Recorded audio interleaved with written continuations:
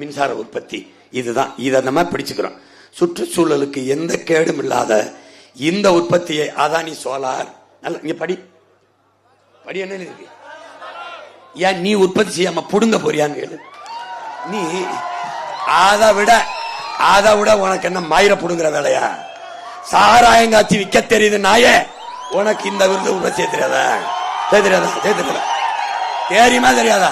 தெரியலனா வெளியில வா, நாங்க செஞ்சுக்கிறோம். வெளில வா. கூடுமடா.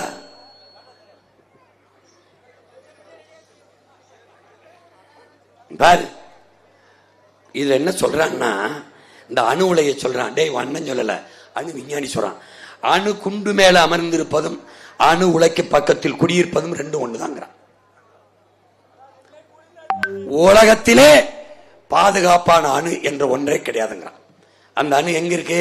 இங்க பாரு, கடலில் இருந்தும் மக்கள் குடியிருப்புகள் இருந்தும் 16 கிலோமீட்டருக்கு தள்ளி இருக்கணுங்கிறான். பக்கத்து வீட்டுல இருக்குடா. டேய் இங்க வர, நம்ம அடுத்த சுவர்ல இருக்குடா அணுல. இங்க இப்ப பாத்துக்கிட்டே வா, ஒன்னு சொல்றேன். இதை நம்ம நிறுத்திடும். இதை நிறுத்திட்டு இங்க பாரு, இது என்னன்னா புகுஷிமாவில் ஜப்பான்ல வெடிச்சது.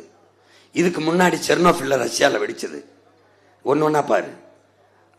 அணுவுல வெடிக்காதுன்னு யாரும் உறுதி தர முடியாது. வெடிக்கும், எப்பன்னு தெரியாது. நமது சின்னம் விவசாயி. ஓட்டு பாருங்க ஓட்ட, அப்புறம் பாருங்க நாட்டை.